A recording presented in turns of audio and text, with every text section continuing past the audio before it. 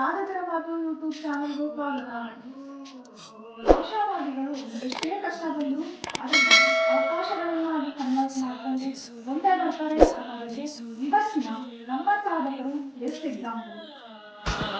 ಯಾರಿಗೂ ಚಕ್ಕದೆ ನಡೆ ನಡೆ ನೀ ಮುಂದೆ ನಿನ್ನ ಆತ್ಮಬಲ ಕುಕ್ಕದೆ ಆಡು ಬರೆ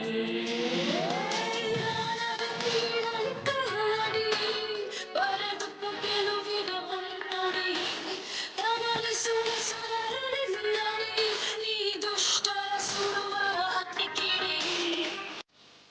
ಸಬ್ಸ್ಕ್ರೈಬ್ ಮಾಡೋದಾದ್ರೆ ಇವರು ಚಿಕ್ಕವರಿದ್ದಾಗಿಂದಾನು ಹೋರಾಟದ ಬದುಕನ್ನು ನೋಡ್ಕೊಂಡು ಬಂದವರು. 10ನೇ ತರಗತಿ ಓದ್ಬೇಕಾದ್ರೆ ಮದುವೆ ಆಗುತ್ತೆ, 2 ಮಕ್ಕಳು ಆಯ್ತು. ಸೊ ಲೈಫ್ ಸೆಟಲ್ ಅಂತ ಅನ್ಕೊಂಡು, ಆದ್ರೆ ದೈವ ನಿರ್ಣಯ ಬೇರೆನೇ ಇತ್ತು. ಅಲ್ಲಿಂದ ಆರಂಭವಾದ ಅವರ ಹೋರಾಟದ ಬದುಕು ನಮ್ಮ ಸಾಧಕರ ಮಾತು ವೇದಿಕೆಯವರೆಗೆ ಕರೆತಂದಿದೆ. ಬನ್ನಿ ಅವರ ಬದುಕಿನ ಪಯಣವನ್ನು ಅವರ ಮಾತುಗಳಲ್ಲೇ ಕೇಳೋಣ. ನಮಸ್ಕಾರ ಸ್ನೇಹಿತರೆ, ನೀವು ನೋಡ್ತಾ ಇದ್ದೀರಾ ಸಾಧಕರ ಮಾತು ಯೂಟ್ಯೂಬ್ ಚಾನಲ್. ನಾನು ಅಶ್ವಿನಿ ಗೌಡ. ಇವತ್ತಿನ ನಮ್ಮ ಸಾಧಕರು ಇವರೇ ಶಶಿಕಲಾ ಮೂರ್ತಿಯವರು. ನಮಸ್ತೆ ಮ್ಯಾಮ್. ನಮಸ್ತೆ ಮೇಡಮ್. ಮೊದಲನೇದಾಗಿ ಹೇಗಿದ್ದೀರಾ ಮ್ಯಾಮ್? ಚೆನ್ನಾಗಿದೆ ಮೇಡಮ್, ನೀವು ಹೇಗಿದ್ದೀರಿ? ಹಾಂ, ಚೆನ್ನಾಗಿದ್ದೀನಿ. ನಿಮ್ಮ ಬಾಲ್ಯದ ಬಗ್ಗೆ ಫಸ್ಟ್, ನಿಮ್ಮ ಬಾಲ್ಯ ಹೇಗಿತ್ತು, ಹೇಗೆ ಸ್ಟಾರ್ಟ್ ಆಯಿತು ಬಾಲ್ಯ ಅಂತ ಹೇಗೆ? ಮೇಡಮ್, ನನ್ನ ಬಾಲ್ಯ ಅಂತಂದರೆ ನಾನು ಹುಟ್ಟಿದ್ದು ಅಜ್ಜ ಅಜ್ಜಿ ಊರಲ್ಲಿ, ಚನ್ನಗಿರಿ ತಾಲೂಕು, ದಾವಣಗೆರೆ ಜಿಲ್ಲೆ ಚನ್ನಗಿರಿ ತಾಲೂಕು ನಲ್ಕುದ್ರಲ್ಲಿ. ಅಲ್ಲಿ ನಾನು ದಾವಣಗೆರೆಯಲ್ಲಿ ಬಾಪೂಜಿನಲ್ಲಿ ನನ್ನ ಜನರಾಯಿತು, ಬಾಪೂಜಿ ಹಾಸ್ಪಿಟ್ಲಲ್ಲಿ. ಆನಂತರ ಬಾಲ್ಯದಲ್ಲಿ ಒಂದು 5-6 ಇಯರ್ಸ್ ತನಕ, 6 ವರ್ಷದ ತನಕ ನಾನು ಅಲ್ಲೇ ನಲ್ಕುದ್ರಲ್ಲೇ ಇದ್ದಿದ್ದು. ಸೊ ನಮ್ಮ ಬಾಲ್ಯ ಹೆಚ್ಚಿನದಾಗಿ ಅಜ್ಜ ಅಜ್ಜಿ ಮನೆಯಲ್ಲೇ ಫಸ್ಟ್ ಸ್ಟ್ಯಾಂಡರ್ಡ್ 1ನೇ ತರಗತಿ ತನಕ ನಾನು ಬಾಲ್ಯ ಅಲ್ಲೇ ಇದ್ದಿದ್ದು. ಆನಂತರ ನಾನು ಮತ್ತೆ ಶಿಕ್ಷಣಕ್ಕಾಗಿ ನಾನು ಮತ್ತೆ ಭದ್ರಾವತಿಗೆ ಸೇರ್ಕೋಬೇಕಾಯಿತು. ಬಾಲ್ಯದಲ್ಲಿ ಅಂದರೆ ಅದೊಂಥರ, ಅದು ನೆನೆಸ್ಕೋತಾ ಇದ್ರೆ ಒಂಥರ ಖುಷಿ ಅನಿಸುತ್ತೆ. ಅಜ್ಜ ಅಜ್ಜಿ ಮನೆ ತುಂಬ ಜನ ಇದ್ದ, ಯಾಕೆಂದರೆ ನಮ್ಮ ಅಜ್ಜ ಅಜ್ಜಿಗೆ 6 ಜನ ಮಕ್ಕಳಿದ್ರು, 4 ಜನ ಹೆಣ್ಮಕ್ಳು. ಅವರೆಲ್ಲ ಅಣ್ಣ ತಮ್ಮಂದರು ಅಕ್ಕ ತಂಗಿರೆಲ್ಲ ಸೇರ್ಕೊಂಡು ನಾವೇ ಒಂದು 13 ಜನ ಮೊಮ್ಮಕ್ಕಳಾಗ್ತಾ ಇದ್ವಿ. ಆವಾಗ ಅದೊಂದು ಖುಷಿನೇ ಇತ್ತು. ತೋಟಕ್ಕೆ ಹೋಗೋದು, ಆಮೇಲೆ ಈ ಬೇಲಿ ಸಾಲುಗಳಲ್ಲೆಲ್ಲ ಹುಡ್ಕೊಂಡು ಹೋಗ್ತಾ ಇದ್ವಿ. ಅಲ್ಲಿರ್ತಕ್ಕಂಥ ಹಣ್ಣು ಹಂಪಲುಗಳೆಲ್ಲ ತಿನ್ನೋದು. ಆಮೇಲೆ ಬಾಲ್ಯದಲ್ಲಿ ಆಟ ಆಡೋದು ಅಂದರೆ ಎಲ್ಲರೂ ಒಂದೇ ವರ್ಗೀಯವರು, ಸ್ವಲ್ಪ ದೊಡ್ಡವರು ಇರ್ತಾಯಿದ್ರು. ಲಗೋರಿ ಆಡೋದು, ಚಿನ್ನಿ ದಾಂಡು ಆಡೋದು, ಈ ಥರದ್ದೆಲ್ಲ ಆಟಗಳನ್ನ ಆಡ್ಕೊತ, ಆಮೇಲೆಲ್ಲ ಈಗ ಗೊತ್ತಾಗಿದೆ, ನಿಮಗೂ ಗೊತ್ತಿರುತ್ತೆ, ಈ ಹಬ್ಬಗಳಲ್ಲಿ ಅಥವಾ ರಜೆಗಳಲ್ಲಿ ಸೇರಿಕೊಂಡಾಗ ಈ ಹುಣಸೆ ಹಣ್ಣಿದ್ರೆ ಅದನ್ನೆಲ್ಲ ಕುಚುಂಡಿ ಮಾಡ್ಕೋದು, ಆ ಥರ ಈ ಥರದ್ದೆಲ್ಲ ಒಂದು ಮಾಡಿಕೊಂಡು ಸುಮಾರಾಗಿ ಆಟ ಆಡ್ಕೊತಿದ್ವಿ, ಬಯಸ್ಕೊಡ್ತಾ ಇದ್ವಿ. ಬಟ್ ಆ ಬಾಲ್ಯ ಅಂದರೆ ಒಂಥರ ತುಂಬ ಖುಷಿ ಇತ್ತು. ಅದರಲ್ಲೇ ತುಂಬ ಖುಷಿ ಅಂದರೆ ಅವಾಗ ಬಸ್ಗಳು ತುಂಬ ಕಡಿಮೆ ಇರ್ತಾಯಿತ್ತು. ಈಗ ಯಾರಾದರೂ ಒಬ್ಬರು ರಜೆ ಮುಗಿಸ್ಕೊಂಡು ಬಂದರು ಅಂದರೆ ಇನ್ನೊಬ್ರು ಇಂಥದೇ ಬಸ್ಸಿಗೆ ಬರ್ತಾರೆ, ಯಾಕೆಂದರೆ 1-2 ಬಸ್ ಇರ್ತಿತ್ತು. ಅವ್ರು ಬರ್ತಾರೆ ಅಂತ ಬಸ್ ಸ್ಟ್ಯಾಂಡಲ್ಲಿ ಮೊದಲೇ ಹೋಗಿ ಕಾಯ್ತಾ ಕೂತ್ಕೊತಿದ್ವಿ ಅವ್ರು ಬರೋದನ್ನೇ. ಆ ಥರ ಒಂದು ಬಾಲ್ಯ ತುಂಬಾ ಖುಷಿ ಇತ್ತು. ರಾಮಾಯಣ ಮಹಾಭಾರತ ಈ ಸೀರಿಯಲ್ ನೋಡಲಿಕ್ಕೆಲ್ಲ ಬರ್ತಾಯಿದ್ರು. ಯಾಕೆಂದರೆ ಕನ್ನಡ ಅದು ನಮ್ಗೆ ಗೊತ್ತಿರೋಂಗೆ ಶುಕ್ರವಾರ ಹಿಂದಿ, ಶನಿವಾರ ಇಂಗ್ಲೀಷು, ಭಾನುವಾರ ಕನ್ನಡ, ಇದಕ್ಕೆ ಜಾಸ್ತಿ ಇತ್ತು ಚಲನಚಿತ್ರಗಳು. ಅದಕ್ಕಿಂತ ಭಾಳ ಖುಷಿ ಅಂದರೆ ರೇಡಿಯೋದಲ್ಲಿ ಸಿನಿಮಾ ಕಥೆಗಳನ್ನು ಕೇಳೋದಾಗಿರ್ಬೋದು, ಹಾಡುಗಳನ್ನು ಆಡೋದಾಗಿರ್ಬೋದು. ಒಟ್ಟಾರೆಗೆ ಒಂದು ಬಾಲ್ಯ ಜೀವನನೇ ತುಂಬ ಚೆನ್ನಾಗಿತ್ತು. ಅಪ್ಪ ನಿಮಗೆ ಟೀಚರ್ ಆಗಿದ್ರು ಅಂತ ಹೇಳಿದ್ರಿ, ಯಾವ ಸಬ್ಜೆಕ್ಟ್ ತಗೋತಾ ಇದ್ರು? ಅವರು ಮ್ಯಾಥ್ಸ್ ತೊಗೋತಾಯಿದ್ರು, ಮ್ಯಾಥ್ಸ್ ಟೀಚರ್ ಆಗಿದ್ದರು. ಅಪ್ಪಾಜಿಗೆ ಇನ್ನೂ ಒಂದು, ಏಕೆಂದರೆ ನಮ್ಮ ಅಪ್ಪಾಜಿ ಬಗ್ಗೆ ಹೇಳ್ಕೊಳಕ್ಕೆಂದರೆ ಅವ್ರ ವಾಯ್ಸು ತುಂಬ ಇದಿತ್ತು. ಅವ್ರು ಏನಾದರೂ ಪಾಠ ಮಾಡ್ತಿದ್ರು ಅಂದರೆ ನೆಕ್ಸ್ಟು ಸೆಕ್ಷನ್ನವರು ಯಾರೋ ಮಾಸ್ಟ್ರು ಪಾಠ ಮಾಡ್ತಾರೆ ಅಲ್ಲೇ ಕೇಳಿಸ್ಕೊಂಬಿಡಿ ಅನ್ನೋರು, ಅಷ್ಟು ವಾಯ್ಸ್ ಇರ್ತಾಯಿತ್ತು. ಇನ್ನೊಂದು ಅವ್ರು ಮ್ಯಾಥ್ಸ್ ಮಾಡುವಾಗ ಸ್ಟೆಪ್ ಬೈ ಸ್ಟೆಪ್ ತೊಗೊಂಡವರು, ಮತ್ತು ಕಲರ್ ಚಾಪೀಸ್ನ ಬಳಸೋರು. ಅದೊಂದು ಸ್ಟೆಪ್ಪಲ್ಲಿ ಹೆಂಗೆ ಬಳಸೋದು ಅಂದರೆ ಆ ಚಾಪೀಸ್ ಕಲರ್ ಇರೋದ್ರಿಂದ ಕರೆಕ್ಟಾಗಿ ಅರ್ಥ ಮಾಡಿಸೋ ಥರ ಇರ್ತಿತ್ತು. ಬಟ್ ಅವರ ಒಂದು ಮ್ಯಾಥಮೆಟಿಕ್ಸ್ ಏನು ಗಣಿತ ಇದೆಯಲ್ಲ, ಅದು ತುಂಬಾ ಇವತ್ತಿಗೂ ಕೂಡ ಅವರ ಸ್ಟೂಡೆಂಟ್ಗಳು ಇವತ್ತು ಅವ್ರಿಗೆ ಅವರಷ್ಟು ವಯಸ್ಸಿಗೆ ಬಂದರೂ ಕೂಡ, ಅವ್ರ ಮಕ್ಕಳು ಬಂದರೂ ಕೂಡ ಇವತ್ತು ನೆನೆಸ್ಕೋತಾ ಇರ್ತಾರೆ ಅವ್ರನ್ನ. ಸ್ಕೂಲಿಗೆ ಹೋಗೋವ್ರಿಗೂ ನಿಮ್ಮದು ರೊಟೀನ್ ಹೆಂಗಿರ್ತಿತ್ತು? ನಂದು ಭದ್ರಾವತಿಯಲ್ಲಿ ಇದ್ದಾಗ, ನಮ್ಮ ಬಾಲ್ಯದಲ್ಲಿದ್ದಾಗ ಅಲ್ಲೆಲ್ಲ ಕೂಡ 9 ಗಂಟೆಗೆ ಹೋಗ್ತಾ ಇದ್ವಿ, 4 ಗಂಟೆಗೆ ಬರ್ತಾ ಇದ್ವಿ. ಮತ್ತು ಸ್ಪೋರ್ಟ್ಸಲ್ಲಿ ತುಂಬ ಇಂಟ್ರೆಸ್ಟ್ ಇತ್ತು. ಅದೆಲ್ಲ ಮಾಡ್ಕೊಂಡು ಬರ್ತಾಯಿದ್ವಿ. ಬಟ್ ಹೊಳೆಹೊನ್ನೂರಲ್ಲಿ ನಮಗೆ ಸರ್ಕಾರಿ ಶಾಲೆಯಲ್ಲಿ ಹೋಯ್ತು, ಅಲ್ಲಿ ಸೇರಿಕೊಂಡಾಗ ಅದೊಂದು ಬಹಳ ಖುಷಿ ಇತ್ತು.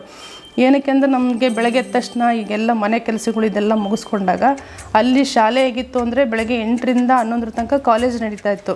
ಕಾಲೇಜ್ ಮುಗಿದ ನಂತರ ಹೈಸ್ಕೂಲ್ನ ಪ್ರಾರಂಭ ಮಾಡೋಕ್ಕೆ ಕೊಠಡಿಗಳ ಸಂಖ್ಯೆ ಕಡಿಮೆ ಇರೋದ್ರಿಂದ ಸ್ಟ್ರೆಂತ್ ಭಾಳ ಇರ್ತಿತ್ತು. ಯಾಕೆಂದರೆ ಸುಮಾರು ಒಂದು ಸುತ್ತಮುತ್ತಲ 10-12 ಹಳ್ಳಿ ಮಕ್ಕಳೆಲ್ಲ ಬರ್ತಾಯಿದ್ರು. ಬಸ್ಸಿನ ವ್ಯವಸ್ಥೆ ಎಲ್ಲ ಕಾಲ್ನಡಿಗೆಲ್ಲೇ ಬರೋರು.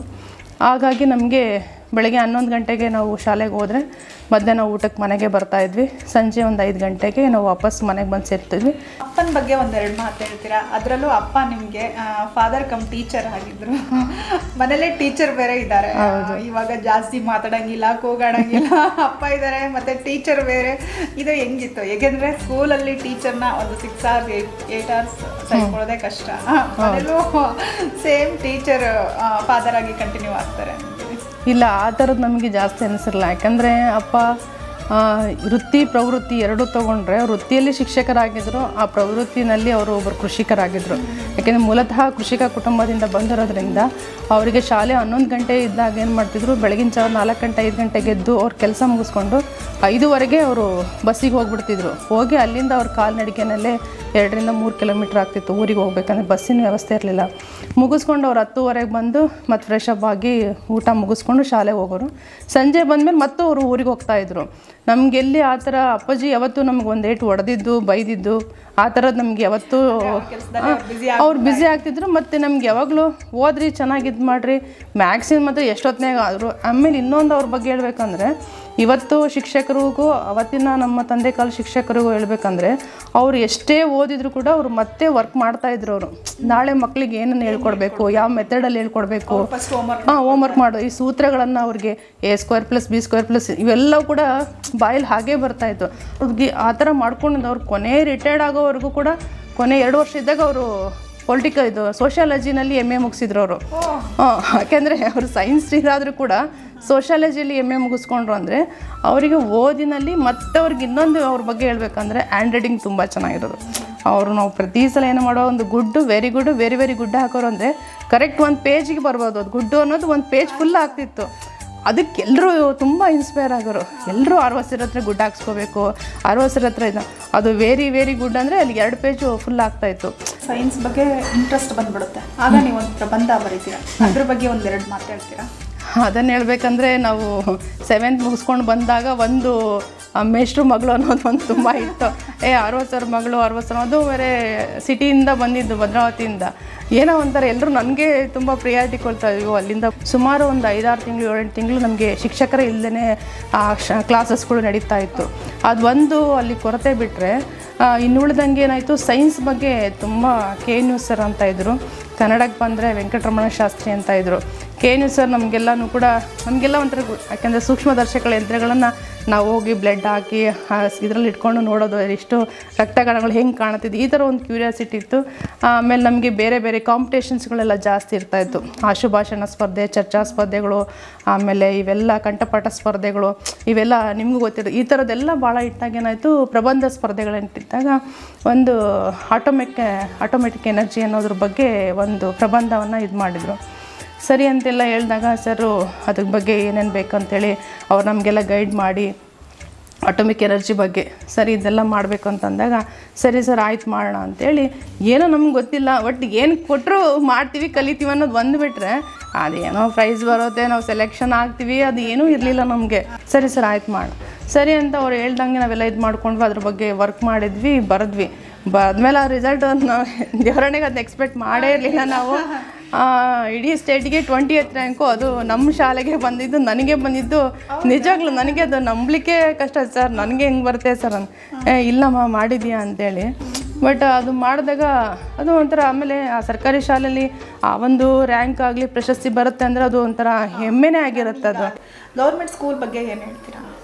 ಇಲ್ಲ ಮೇಡಮ್, ಗೌರ್ಮೆಂಟ್ ಸ್ಕೂಲ್ ಬಗ್ಗೆ ನಾವು ಹೇಳೋಕ್ಕೆ 1-2 ಮಾತುಗಳೇ 2 ಸಾಲದು. ಯಾಕೆಂದರೆ ಇವತ್ತು ನಮಗೆ ಒಳ್ಳೊಳ್ಳೆ ಶಿಕ್ಷಣ ಬರ್ಬೋದು, ಬೇರೆ ಬೇರೆ ಅಂತಹ ಪ್ರೈವೇಟ್ ಶಾಲೆಗಳು ಬರ್ಬೋದು, ICSE CBSE ಇದಕ್ಕಿಂತನೂ ಮೇಲ್ಪಟ್ಟು ನಾವು ಎಷ್ಟೇ ನಾವು ಶಿಕ್ಷಣಗಳನ್ನು ಕಲಿತರು, ಆದರೆ ಸರ್ಕಾರಿ ಶಾಲೆಯಲ್ಲಿ ನಾವು ಕಲಿತಷ್ಟು ಶಿಕ್ಷಣ ಇದೆಯಲ್ಲ, ಇವತ್ತು ನಾವು ಇಷ್ಟು ಗಟ್ಟಿಯಾಗಿದ್ದೀವಿ, ಇಷ್ಟು ಗಟ್ಟಿಯಾಗಿ ಮಾತಾಡ್ತಿದ್ದೀವಿ, ನಮಗೆ ಧೈರ್ಯ ಇದೆ ಅಂದರೆ ಆ ಬೇಸ್ ಬಂದಿರೋದು ನಮ್ಮ ಸರ್ಕಾರಿ ಶಾಲೆಯಿಂದ. ಯಾಕೆಂದರೆ ಅದು ನಾವು ಇವತ್ತು ನಾನಾಗಲಿ, ನಮ್ಮ ಅಕ್ಕ, ನಮ್ಮ ತಮ್ಮ ಎಲ್ಲರೂ ಕೂಡ ನಾವು ಇಂಡಿಪೆಂಡೆಂಟಾಗಿ ನಾವು ಬದುಕ್ತಿದ್ದೀವಲ್ಲ, ನಮ್ಗೆ ಅದೇ ಅನಿಸುತ್ತೆ ಎಲ್ಲೋದ್ರೂ ಸರ್ಕಾರಿ ಶಾಲೆ. ಯಾಕೆಂದರೆ ಹೆದರಿಕೆ ಅನ್ನೋದೇ ಇರ್ತಿದ್ದಿಲ್ಲ ಫಸ್ಟ್ ಆಫ್ ಆಲು, ಎಷ್ಟು ಧೈರ್ಯವಾಗಿರ್ತಾ ಇದ್ವಿ. ಹಾಗಾಗಿ ಆ ಸರ್ಕಾರಿ ಶಾಲೆ ನಮಗೆ ಒಂದು ಧೈರ್ಯವನ್ನು ತಂದು ಕೊಡುತ್ತೆ, ಗಟ್ಟಿತನವನ್ನು ಮಾಡುತ್ತೆ. ನಮ್ಮಲ್ಲಿರ್ತಕ್ಕಂತಹ ಒಳಗಿರ್ತಕ್ಕಂತಹ ಕೌಶಲ್ಯಗಳ ಪ್ರತಿಭೆಗಳನ್ನು ಹೊರಹಾಕ್ಲಿಕ್ಕೆ ಏನಾದ್ರು ಒಂದು ಉತ್ತಮವಾದ ವೇದಿಕೆ ಅಂತಂದರೆ ಅದು ಸರ್ಕಾರಿ ಶಾಲೆ. ಅದರಲ್ಲೂ ಮಕ್ಕಳು ಪೇರೆಂಟ್ಸು ಹೇಳ್ಕೊಟ್ಟು, ಶಾಲೆಯಲ್ಲೂ ಹೇಳ್ಕೊಟ್ಟು ಅವರು ಡಿಸ್ಟಿಂಕ್ಷನ್ ಬರೋದು ದೊಡ್ಡದಲ್ಲ. 5-6 ಕಿಲೋಮೀಟ್ರ್ ದೂರಿಂದ ನಡ್ಕೊಂಡು ಬಂದು ಎಷ್ಟೋ ಜನ ಕೆಲಸ ಮುಗಿಸ್ಕೊಂಡು ಅವ್ರು ಊಟ ಮಾಡಿರ್ತಾರೋ ಇಲ್ಲೋ ಪಾಪ, ಅಂಥ ಒಂದು ಖಾಲಿ ಚಪ್ಪಲಿ ಇಲ್ದಲೇ ಎಷ್ಟೋ ಜನ ಇದ್ದಾರೆ. ಯಾಕಂದರೆ ಅಪ್ಪನ ಸ್ಟೂಡೆಂಟ್ ನಾವು ನೋಡ್ತಿದ್ವಲ್ಲ, ಖಾಲಿ ಚಪ್ಪಲಿ SLC ಬಂದ ಮೇಲೆ ಅವ್ರು ಚಪ್ಪಲಿ ಹಾಕ್ತಿದ್ರು ಅಂತ ಕೇಳ್ಪಡ್ತೀವಿ. ಅವ್ರ ತಂದೆ ತಾಯಿಗಳು ಹೂ ಮಾರಿನೋ ಅಥವಾ ಇನ್ನೇನೋ ಕೆಲಸ ಮಾಡಿ, ಅದು ಶಾಲೆಯಲ್ಲಿ ಫೀಸ್ ಅಂದರೆ ಬರೀ 60 ರೂಪಾಯಿ ಫೀಸ್ ಮೇಡಮ್, ವರ್ಷಕ್ಕೆ 60 ರೂಪಾಯಿ ಫೀಸ್ ಆಗ್ತಿತ್ತು. 10th ಓದಬೇಕಾದ್ರೆ ನೀವು ಫಸ್ಟ್ ಬರ್ತೀರಾ, ಆವಾಗ ನೀವು ಒಂದು ಪಟ್ಟು ಹಿಡಿತೀರಾ, ಅಪ್ಪನ ಕೈಲಿ ಪ್ರೈಸ್ ತಗೋಬೇಕು ಅಂತ ಪಟ್ಟು ಹಿಡಿತೀರಾ, ಆಮೇಲೆ ತಗೊಳ್ತೀರಾ ಕೂಡ. ಆ ಸಂದರ್ಭ ಎಷ್ಟು ಖುಷಿ ಕೊಡ್ತು ನಿಮ್ಮ ಲೈಫಲ್ಲಿ? ಮೇ ಬಿ ಆ ಅದೃಷ್ಟ ಯಾರಿಗೂ ಬರ್ಲಿಕ್ಕೆ ಸಾಧ್ಯ. ಖಂಡಿತ ಅಂದ್ರೆ ಅಪ್ಪನಿಂದ ಪ್ರೈಸ್ ತಗೊಳ್ಳೋದು ಅದು ಯಾರಿಗೂ ಬರಕ್ಕೆ ಸಾಧ್ಯನೇ ಇಲ್ಲ. ಹೌದು ಮೇಡಮ್. ಅಲ್ಲಿ ಹೇಗಿತ್ತು ಅಂದರೆ ಸರ್ಕಾರಿ ಶಾಲೆಯಲ್ಲಿ ಪ್ರಿನ್ಸಿಪಲ್ ಅಂತ ಇರೋರು, ಹೆಡ್ ಮಾಸ್ಟರ್ ಅಂತ ಇರೋರು, ಇನ್ನೆಲ್ಲ ಶಿಕ್ಷಕರು, ಸಹ ಶಿಕ್ಷಕರು ಅಂತ ಕರಿತಾ ಇದ್ರು. ಸೊ ನಮಗೆ ನಾವೇನೋ ರ್ಯಾಂಕ್ ಬರ್ತೀವಿ ಇದೇನು ಅಂತ ನಮಗೆ ಯಾವುದೇ ಕಲ್ಪನೆ ಇರಲಿಲ್ಲ. ಸರಿ ಅಂತೇಳಿ, ಏಕೆಂದರೆ ನಮಗೆ 8th 9th ಬಂದಾಗಲೇ ನಮಗೆ ಇಂಗ್ಲೀಷಿನ ಸಬ್ಜೆಕ್ಟ್ ಟೀಚರ್ಸು ರಿಟೈರ್ಡ್ ಆಗಿಬಿಡ್ತಾರೆ, ಅವ್ರಿಗೆ ಇನ್ನೊಬ್ಬರು ಟೀಚರ್ಸಿಗೆ ಟ್ರಾನ್ಸ್ಫರ್ ಆಗುತ್ತೆ. ಆ ಜಾಗಕ್ಕೆ ಯಾರೂ ಬರೋದು ತುಂಬ ತಡ ಆಗುತ್ತೆ.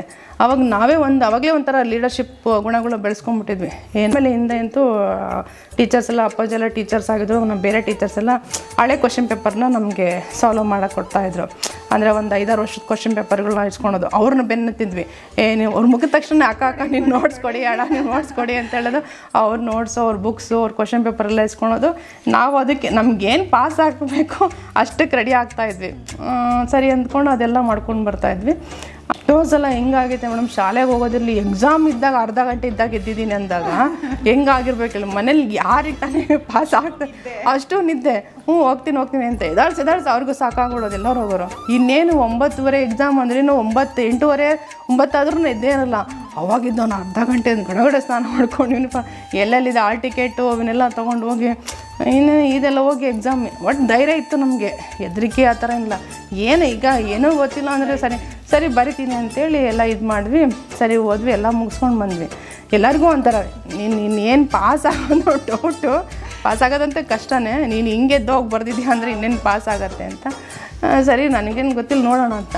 ಆಮೇಲೆ ರಿಸಲ್ಟ್ಗೆ ಅವಾಗೆಲ್ಲ 10ನೇ ತಾರೀಕು, ಏಪ್ರಿಲ್ 10 ಅಂದರೆ ರಿಸಲ್ಟ್ಗೋಸ್ಕರನೇ ಕಾಯ್ತಾ ಇದ್ವಿ. ಅದೊಂಥರ ತುಂಬ ಚೆನ್ನಾಗಿತ್ತು. ಬಂದ ಅಪ್ಪಾಜಿ ಫುಲ್ ಹೇಳ್ತಾಯಿದ್ರೆ ಖುಷಿ, ನನ್ನ ಮಗಳು ಯಶೋದಮ್ಮರೇ ನನ್ನ ಮಗಳು ಫಸ್ಟ್ ಬಂದಾಳ್ರಿ ಹಿಂಗೆ ಅಂತ. ಅವಳೆಲ್ಲಿ ಬಂದಿರ್ತಾರೆ ಬಿಡು, ಸುಮ್ಮನೆ ನೀನೇನು ಅಂತ. ಇಲ್ಲರಿ ಬಂದರೆ ಅಂತ. ಇಲ್ಲ ಬಿಡು, ಅವಳು ಬಂದಿಲ್ಲ, ಅವಳು ಎದ್ದಿರೋದೇ ಅರ್ಧ ಗಂಟೆ ಎಕ್ಸಾಮ್ ಇದ್ದಾಗ, ಅರ್ಧ ಗಂಟೆ ಇದ್ದಾಗ ಇನ್ನೇನು ಎದ್ದಿರ್ತಾಳೆ ಅಂತೇಳಿ. ಸರಿ ಅಂತ ಬಂದಾಗ ನಿಜವಾಗ್ಲೂ ಆಮೇಲೆ ಖುಷಿ ಅನಿಸು. ಇಡೀ ಒಂದು ಹೋಬಳಿ ಮಟ್ಟಕ್ಕೆ ಫಸ್ಟ್ ಬಂದಿದ್ದ, ಡಿಸ್ಟಿಂಕ್ಷನ್ ಪಾಸ್ ಆಗಿದೆ. ಅವಾಗ ಅನಿಸ್ತಿತ್ತು, ಅವಾಗೆಲ್ಲ ಒಂದು ಕಡೆ ನನಗೆ ಆ ಫೀಲ್ ಕಾಣಿಸ್ತು, ಇನ್ನೂ ಸ್ವಲ್ಪ ಚೆನ್ನಾಗಿ ಓದ್ಬೋದಿತ್ತಲ್ಲ, ಇನ್ನೂ ಸ್ವಲ್ಪ. ಆವಾಗ ನೋಡಿ ನನಗೆ ಓದಬೇಕು ಅನ್ನೋ ಒಂದು ಆ ಹಂಬಲ, ಬಯಕೆಗಳು ಹೆಚ್ಚಾಗಿದ್ದೆ. ಆ ಒಂದು ರಿಸಲ್ಟ್ ನಾನು ಏನೂ ಮಾಡ್ದಲೇ ಇಷ್ಟರ ಮಟ್ಟಿಗೆ ಬಂದ. ಇನ್ನೂ ಸ್ವಲ್ಪ ಸರಿಯಾಗಿ ಶ್ರಮ ಹಾಕಿದರೆ ನಾನು ಇನ್ನೂ ಒಂದಿಷ್ಟು ಚೆನ್ನಾಗಿ ತೆಗಿಬೋದಿತ್ತು ಅನ್ನೋದು ಒಂದು ನನಗೆ ಅವಾಗ ಅನ್ನಿಸ್ತು. ಒಂದು ರೀತಿ ಓದ್ತಾ ಇರ್ತೀರಾ, ಆವಾಗಲೇ ಮನೇಲಿ ಮದುವೆ ಬಗ್ಗೆ ಮಾತುಕತೆ ನಡೆಯುತ್ತೆ, ಅದ್ರ ಬಗ್ಗೆ ಹೇಳಿ. ಯಾಕೆ ಅಷ್ಟು ಬೇಗ?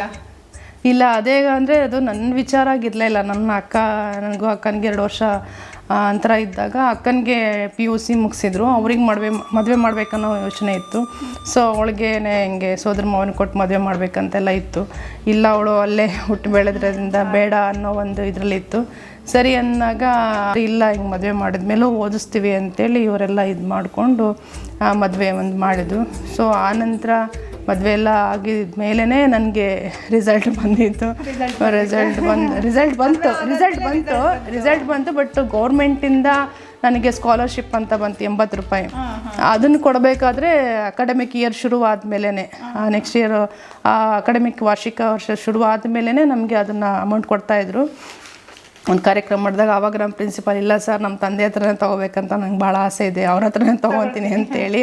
ಸೊ ಅದನ್ನು ಕೊನೆಗೆ ಅಪ್ಪಾಜಿ ಹತ್ರನೇ ನಾನು ತೊಗೊಂಡಾಗ ಅದು ನನಗೆ ತುಂಬಾ ಖುಷಿ ಇದೆ ನನಗೆ. ಅದು ಯಾಕೆಂದರೆ ಶಿಕ್ಷಕರಾಗಿದ್ದು ತಂದೆ ಆಗಿದ್ರು ಕೂಡ ಅವರಿಂದ ನಾನು ತೊಗೊಳೋದಿದೆಯಲ್ಲ, ಅದೆಷ್ಟೇ ಆಗಲಿ ಅದು 80 ರೂಪಾಯಿ ಅನಿಸಿದ್ರು ಕೂಡ ಆವತ್ತಿನ ಕಾಲಕ್ಕೆ ಇವತ್ತು ಅದು ಲಕ್ಷಗಟ್ಟಲೆ ಅದು ಬೆಲೆ ಕಟ್ಟೋಕ್ಕಾಗಲ್ಲ. ಬಟ್ ಆ ಓದಿ ನಮ್ಮ ಒಂದು ಶ್ರಮಕ್ಕೆ ಅದು ಸಿಕ್ಕಂತ ಇನ್ನು. ಬಟ್ ಆಮೇಲೆ ಅವರು ಕೂಡ ಹೇಳಿದ್ರು ಸ್ವಲ್ಪ ವಯಸ್ಸಿನ ಅಂತರ ಆಗುತ್ತೆ ಬೇಡ ಅಂತಲೂ ಇಲ್ಲ ಅಂಥೇಳಿ ಮನೆಯವರೆಲ್ಲರೂ ಒತ್ತಾಯ ಮಾಡೋದ್ರಿಂದ ಸೊ ಮದುವೆ ಮಾಡ್ಕೊಂಡ್ವಿ. ಅವ್ರ ಬಗ್ಗೆ ಅವರು ಕೂಡ ಡಿಪ್ಲೊಮಾ ಸಿವಿಲ್ ಇಂಜಿನಿಯರ್ ಆಗಿದ್ದರು, ಕಾಂಟ್ರಾಕ್ಟ್ ಮಾಡ್ತಾಯಿದ್ರು, ಮತ್ತು ಒಂದು ಸಕ್ರಿಯವಾಗಿ ಕಾಂಗ್ರೆಸ್ ಪಕ್ಷದಲ್ಲಿ ಸಹ ಗುರ್ಸ್ಕೊಂಡಿದ್ರು. ಆ ಮೂರ್ತಿ ಅಂತ SU ಮೂರ್ತಿ ಅಂತೇಳಿ, SU ಮೂರ್ತಿ, ಶಂಕರ್ ಉಮಾಪತಿ ಮೂರ್ತಿ ಅಂತೇಳಿ. ಸೊ ಅವರು ಹಾಗಾಗಿ ಕಾಂಟ್ರಾಕ್ಟ್ ಮಾಡ್ತಾಯಿದ್ರು. ಆಗಷ್ಟೇ ಅವರು ಕೂಡ ಒಂದು ಕಾಂಟ್ರಾಕ್ಟ್ ಫೀಲ್ಡಿಗೆ ಬಂದಿದ್ದರು. ಸೊ ಅವಾಗ PW ಇರಿಗೇಷನ್ ಆಗಿರ್ಬೋದು, ZPನಲ್ಲಿ ಇಲ್ಲಿ ಅವರು ಕಾಂಟ್ರಾಕ್ಟ್ ಮಾಡ್ಕೊತ ಅವ್ರ ವೃತ್ತಿನಲ್ಲಿ ಅವ್ರು ಮಾಡ್ಕೊಂಡು ಹೋಗ್ತಾಯಿದ್ರು. ಒಂದು ಮಟ್ಟಕ್ಕೆ ಫ್ಯಾಮಿಲಿ ಸೆಟಲ್ಡ್ ಅನ್ನೋ ರೀತಿ ಇತ್ತು. ಸಡನ್ ಅಂತ ಮನೆಯವ್ರಿಗೆ ಹುಷಾರಿಲ್ಲದೆ ಆಗುತ್ತೆ. ಅಂದರೆ ಚೆನ್ನಾಗಿರೋ ಫ್ಯಾಮಿಲಿ ರಾತ್ರಿ ಹೆಂಗೆ ಅಂದರೆ ಅದು ಯಾರೂ ಎಕ್ಸ್ಪೆಕ್ಟ್ ಮಾಡಿರೋಕ್ಕೆ ಸಾಧ್ಯ ಇಲ್ಲ.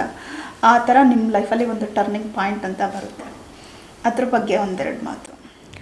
ಅದು ಮೇಡಮ್ ಅದು ನೀವು ಹೇಳ್ದಂಗೆ ಒಂದು ರೀತಿ ನಾವು ಜೀವನದಲ್ಲಿ ಎಲ್ಲ ಒಂದು ರೀತಿ ಚೆನ್ನಾಗಿದ್ದೀವಿ ಅಂತ ಅಂದ್ಕೊಂಡಾಗ ಮಕ್ಕಳಾಗತ್ತೆ, ಒಂದು ಹಂತಕ್ಕೆ ಬಂದಿದ್ದೀವಿ, ನಾವು ಚೆನ್ನಾಗಿದ್ದೀವಪ್ಪ ಅಂತ ಅಂದಾಗ ಏನೋ ಒಂದು ಕಡೆ ಸಡನ್ನಾಗಿ ಒಂದು ರೀತಿ ಆಘಾತ ಆದಾಗ ನಿಜವಾಗ್ಲೂ ಎಷ್ಟೇ ಅವರು ಗಟ್ಟಿಯಾಗಿದ್ದರೂ ಕೂಡ, ಅವ್ರಿಗೆ ಎಷ್ಟೇ ಅವರು ಪ್ರಬಲರಾಗಿದ್ದರೂ ಕೂಡ ಕುಗ್ಗಿಬಿಡ್ತೀವಿ ನಾವು. ಯಾಕೆಂದರೆ ಅವ್ರನ್ನೇ ನಾವು ನಂಬ್ಕೊಂಡಿರ್ತೀವಿ. ಅದು ಹೊರಗಿನ ಸಂಬಂಧ ಆಗಿರ್ಬೋದು, ಒಳಗಿನ ಸಂಬಂಧಗಳಾಗಿರ್ಬೋದು. ಈಗ ನಮಗೇನೆಂದರೆ ಸಂಬಂಧದಲ್ಲಿ ಮದುವೆ ಆಗಿರೋ ಸೋದರ ಮಾವ ಒಂದು ಕಡೆ, ಇನ್ನು ಕೆಲವರಿಗೆ ಹೊರಗಿನ ಸಂಬಂಧ ಕೊಟ್ಟು ಆದರೆ ಯಾವುದೇ ಆಗಲಿ ಹೆಣ್ಣೆ ಅಲ್ವಾ. ಸೊ ಅವಳ ಆಸೆಗಳ ಭಾವನೆಗಳ ಕನಸುಗಳನ್ನ ಹೊತ್ಕೊಂಡಿರೋವಂಥ ಸಮಯದಲ್ಲಿ ಅವರಿಗೆ ಹುಷಾರು ತಪ್ಪುತ್ತೆ. ನಾವು ಮತ್ತೆ ಅವರಿಗೆ ಟ್ರೀಟ್ಮೆಂಟ್ ಕೊಡಿಸ್ಬೇಕಂತೇಳಿ ಬೆಂಗಳೂರು ಹಾಸ್ಪಿಟ್ಲ್ ಸೇರಿಸಿ ಸುಮಾರು 2 ತಿಂಗಳ ಕಾಲ ಅವ್ರ ಜೊತೆಗೆ ಭಾಳಷ್ಟು ಹೋರಾಟ ಮಾಡಿ ಉಳಿಸ್ಕೋಬೇಕು ಅನ್ನೋ ಹಂತಗಳು ಭಾಳಷ್ಟು ನಡೀತದೆ. ಆಯಿತು, ಆರಾಮಾಯಿತು, ಕರ್ಕೊಂಡೋಗಿ ಇನ್ನು ನೆಕ್ಸ್ಟ್ ವೀಕಲ್ಲಿ ಕರ್ಕೊಂಡೋಗಿ ಅಂತೆಲ್ಲ ಹೇಳ್ತಾರೆ. ಬಟ್ ಆಯಿತು ಅನ್ನೋಷ್ಟು ನಾವೆಲ್ಲ ವಾಪಸ್ ಬರೋ ಹಂತದಲ್ಲಿದ್ದಾಗ ಸಡನ್ನಾಗಿ ಅವರನ್ನು ನಾವು ಕಳ್ಕೊಬೇಕಾಗ್ತದೆ ಅಲ್ಲೇ ಹಾಸ್ಪಿಟ್ಲಲ್ಲೇ. ಅದು ಬ್ರೈನ್ ಫೀವರ್ ಆಗಿ ಅಟ್ಯಾಕ್ ಆಗಿ ಸಣ್ಣಗೆ 2 ಬಾರಿ ಇದಾಗಿ ಕೋಮಕ್ಕೆ ಹೋಗಿರ್ತಾರೆ. ಬಟ್ ಅವ್ರನ್ನ ಉಳಿಸ್ಕೊಳಕ್ಕಾಗ್ದೇನೆ ಅದು ಒಂದು ಕೂಡ ನಮ್ಮ ಜೀವನದಲ್ಲಿ ಅದು ಯಾರಿಗೇ ಆಗಲಿ ಯಾವಾಗ ಏನಾಗುತ್ತೆ ಅನ್ನೋದು ಕೂಡ ಯಾರಿಗೂ ನಾವು ನಿರೀಕ್ಷೆ ಇಟ್ಕೊಳಕ್ಕಾಗಲ್ಲ. ಅಂಥ ಒಂದು ಬರಸಿಡಿಲು ನನ್ನ ಜೀವನದಲ್ಲಿ ಆಯಿತು. ಈ ಟೈಮಲ್ಲಿ ನಿಮ್ಮ ಮನೆಯವರು ಜಸ್ಟ್ ಅವಾಗ ಕಾಂಟ್ರಾಕ್ಟ್ ಸ್ಟಾರ್ಟ್ ಮಾಡಿರ್ತಾರೆ, ಉದ್ಯೋಗ ಖಾತ್ರಿ ಯೋಜನೆ ಅಂತ ಆವಾಗ ಬಂದಿರುತ್ತೆ, ಅದರಲ್ಲೂ ಕೂಡ ಇನ್ವೆಸ್ಟ್ ಮಾಡಿರ್ತಾರೆ. ಆವಾಗ ಅವ್ರು ತೀರ್ಕೊಡ್ತಾರೆ. ಅದ್ರ ಜೊತೆ ಇವಾಗ ಅವ್ರು ತೀರ್ಕೊಂಡ್ಮೇಲೆ ಏನಂದರೆ ವೆಹಿಕಲ್ ಟ್ರಾನ್ಸ್ಫಾರ್ಮೇಷನ್ ಅಂತ ಹೇಳ್ಬಿಟ್ಟು ಇರುತ್ತೆ, ಆಮೇಲೆ ಪ್ರಾಪರ್ಟಿ ರಿಜಿಸ್ಟ್ರೇಷನ್ಸು ಎಲ್ಲ ಟ್ರಾನ್ಸ್ಫರ್ಗಳಿರುತ್ತೆ. ಇದೆಲ್ಲದನ್ನು ಅಂದರೆ ಹಸ್ಬೆಂಡ್ ಇರೋವ್ರಿಗೂ ಯೂಶಲಿ ಎಲ್ಲ ಹೆಣ್ಮಕ್ಳು ಆಚೆ ಬರಲ್ಲ. ಯಾಕಂದರೆ ಎಲ್ಲ ನಾವು ಅವ್ರ ಮೇಲೆ ಡಿಪೆಂಡ್ ಆಗಿರ್ತೀವಿ. ಸಡನ್ನಾಗಿ ಇವಾಗ ಹುಷಾರಿಲ್ಲ ಅಂತ ಅಂದರೆ ಮೆಂಟಲಿ ನಾವು ಪ್ರಿಪೇರ್ ಆಗಿರ್ತೀವಿ. ಸಡನ್ನಾಗಿ ಆದಾಗ ನಮಗೆ ಅಲ್ಲಿವರೆಗೂ ನಾವು ಹೊರಗಡೆ ಪ್ರಪಂಚ ನೋಡಿರಲ್ಲ, ಹೊರಗಡೆ ಜನ ನೋಡಿರಲ್ಲ. ಇದು ಮನೆ ಏನಿದೆ ಇದೇ ಸರ್ಕಲ್ ನಮ್ಮದು, ಇದರಿಂದ ಆಚೆ ಬಂದಿರಲ್ಲ. ಆಗ ಸಡನ್ನಾಗಿ ನಮ್ಮ ಲೈಫ್ ಚೇಂಜ್ ಆಗುತ್ತೆ. ಲೈಫ್ ಚೇಂಜ್ ಆದಾಗ ನೀವು ಆಚೆ ಬರಬೇಕು, ತಾಲೂಕು ಆಫೀಸಿಗೆ ಓಡಾಡಬೇಕು. ಆಮೇಲೆ ZPನಲ್ಲಿ ನಿಮ್ಮ ಹಸ್ಬೆಂಡ್ ಕಾಂಟ್ರಾಕ್ಟ್ಗೆ ಅಂತ ಹೇಳ್ಬಿಟ್ಟು ಇನ್ವೆಸ್ಟ್ ಮಾಡಿರ್ತಾರೆ, ಎಲ್ಲ ಅರ್ಧದಲ್ಲೇ ಇರುತ್ತೆ. ಇದನ್ನೆಲ್ಲ ಹೆಂಗೆ ಫೇಸ್ ಮಾಡ್ತೀರಾ? ಹಾಂ ಮೇಡಮ್, ಇದು ಹೇಳ್ತಾ ಇದ್ರೆ ನಮಗೆ ವಾಪಸ್ ನಾವು ಅಲ್ಲಿಗೆ ಹೋಗಿ ನಿಂತ್ಕೊಂಡ್ಬಿಡ್ತೀವಿ ನಾವು. ಅದು ಹೇಗೆಂದರೆ ಆ ದಿನಗಳು ನಿಜವಾಗ್ಲೂ ಅದು ಎಷ್ಟು ಕಷ್ಟದಂದರೆ ಸುಮಾರು ಒಂದಷ್ಟು ಸಾಲ ಸೋಲ ಮಾಡಿ ಇನ್ವೆಸ್ಟ್ಮೆಂಟ್ಗೆ ಅಂತೇಳಿ ನಾವು ಸಾಕಷ್ಟು ಮೆಟೀರಿಯಲ್ಗಳನ್ನೆಲ್ಲ ಹಾಕಿದ್ವಿ. ಅದಕ್ಕಿಂತ ಮುಂಚೆಲ್ಲ ಬಂದಾಗ ಅವ್ರು ಹಾಸ್ಪಿಟ್ಲಿದ್ದಾಗ ನಾವು ಯಾರು ಪಾರ್ಟ್ನರ ಅದೆಲ್ಲ ನಾವು ಕೇಳಿದ್ವಿ. ಯಾರು ನಾವು ಪಾರ್ಟ್ನರ್ ಅಲ್ಲ, ಏನೂ ಇಲ್ಲ ಅಂತೇಳಿದ್ರು. ಕೊನೆಗೆ ಅವರು ತೀರ್ಕೊಂಡ ನಂತರ ನಮ್ಮದು ಅದ್ರ ಪಾರ್ಟ್ನರ್ ಆಗಿತ್ತು, ಪಾಲಿತ್ತು ಅಂತೆಲ್ಲ ಬಂದಾಗ ನಿಜಕ್ಕೂ ಜನಗಳು ಬಂದುಬಿಡ್ತಾರೆ ಅವಾಗ. ಯಾಕೆಂದರೆ ಅವರು ಕೊಡಬೇಕಾಗಿದ್ದ ದುಡ್ಡನ್ನು ಯಾರೂ ಹೇಳಲ್ಲ, ಅದನ್ನ ನಾವೇ ಕೊಡಬೇಕಾಗಿದ್ದು ಅಂತ ಈ ಥರ ಬಂದಾಗ ಇಲ್ವಲ್ಲ. ಹಾಗಾಗಿ ಹೌದು, ನನಗೆ ಒಂದು ರೀತಿ ಅರೆ ಅವ್ರು ಇದ್ದಾಗ ನಾವು ಕೇಳಿದ್ವಿ, ನಾವು ಅಲ್ಲ ಅಂತ. ಯಾಕೆಂದರೆ ಅವ್ರು ಹಾಸ್ಪಿಟ್ಲ್ ಇದ್ದಾಗಲೂ ಕೆಲವರು ನೋಡ್ಕೊಂಡು ಹೋಗಿ ಬಂದಾಗಲೂ ನಾನು ಕೇಳಿದಾಗ ಇಲ್ಲ ಏನಿಲ್ಲ, ನಾವು ಏನೂ ಇನ್ವೆಸ್ಟ್ಮೆಂಟ್ ಇಲ್ಲ. ಆ ನಂತರ ಇಲ್ಲ ನಾನು 20,000 ಹಾಕಿದ್ದೆ, 10,000. ಯಾಕೆಂದರೆ ಅವಾಗ 10-20 ಅಂದ್ರೇ 1 ಲಕ್ಷ ಇದಿತ್ತು. ಆ ರೀತಿ ಎಲ್ಲ ಹೇಳಿದಾಗ ಆ ನಂತರ ಎಲ್ಲರೂ ನಾನು ಕೊಡಬೇಕಿತ್ತು. ಆವಾಗ ನಾನು ಒಂಥರ ಡಿಸೈಡ್ ಯಾರನ್ನೂ ನಂಬಂಗಿಲ್ಲ, ಎಲ್ಲರೂ ಯಾವಾಗ ಹೆಂಗೆ ಬೇಕಾದರೂ ಬದಲಾಗ್ತಾರೆ ಆವಾಗ ನಾನು ಅಂದ್ಕೊಂಡು ಇಲ್ಲ ನಾವು ಫಸ್ಟು ಗಟ್ಟಿಯಾಗಿ ನಿಂತ್ಕೋಬೇಕು.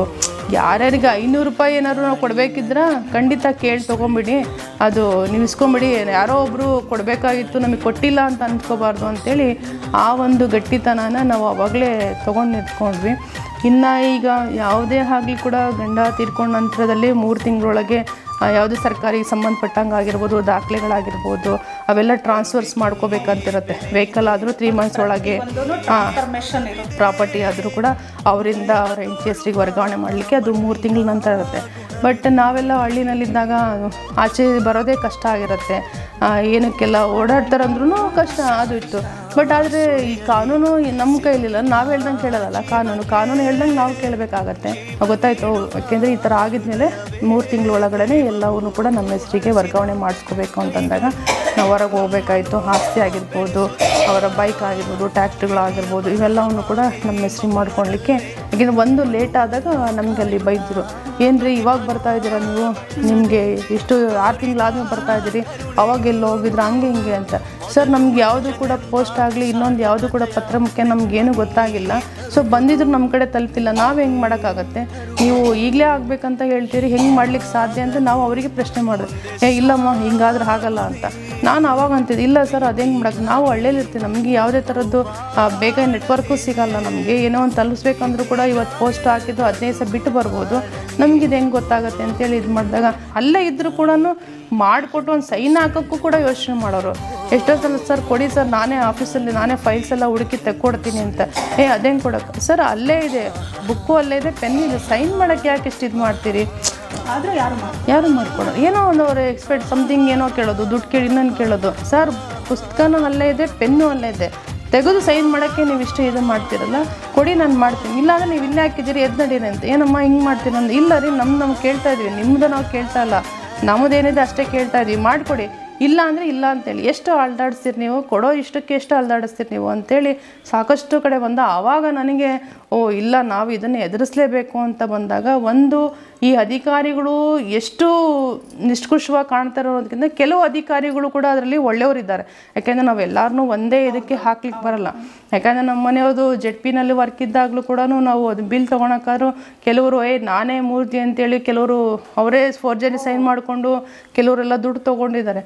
ಸೊ ನನಗೆ ಗೊತ್ತಿತ್ತು, ಯಾಕೆಂದರೆ ನಾವು ಬಂಡವಾಳ ಹಾಕಿದ್ವಿ ಅವಾಗೆಲ್ಲ. ಅಂದರೆ ದುಡ್ಡಿಲ್ಲ ಅಂದರೆ ನಮ್ಮ ಬಳೆ ಸರಗಳನ್ನೇ ಬ್ಯಾಂಕಲ್ಲಿ ಅಡ ಇಟ್ಟು ನಾವು ಅದು ಕೊಡಬೇಕಿತ್ತು, ಯಾಕೆಂದರೆ ಅದೆಲ್ಲ ನನಗೆ ಗೊತ್ತಿತ್ತು. ಮತ್ತೆ ಇವಾಗ ಅವರು ಸರ್ ತೀರ್ಕೋಬೇಕಾದ್ರೆ ಒಂದು ಕಾಂಟ್ರಾಕ್ಟ್ ಒಂದು ಸ್ವಲ್ಪ ಅರ್ಧಕ್ಕೆ ನಿಲ್ಲಿಸಿದ್ರು, ಅದನ್ನ ನೀವು ಕಂಟಿನ್ಯೂ ಮಾಡಿದ್ರಿ ಅಂತ ಹೇಳಿದ್ರಿ. ಹೌದು, ಅದು ಹೇಗೆ ಕಂಟಿನ್ಯೂ ಮಾಡಿದ್ರಿ? ಅದು ಮೇಡಮ್ ಈಗ ಏನಂದರೆ ಅವ್ರದ್ದು ನಮ್ಗೆ ಆನಂತರ ತಿಳಿದೇನೋ, ಒಂದು ಅವರು ಬಿಲ್ಲಿಂಗು ಸೈನ್ ಆಗಿ ಪಾಸ್ ಆಗಿದ್ರೆ ತದನಂತರ ಎಲ್ಲ ಬಿಲ್ಗಳು ಪಾಸ್ ಆಗ್ತಿದ್ವು ಒಂದು.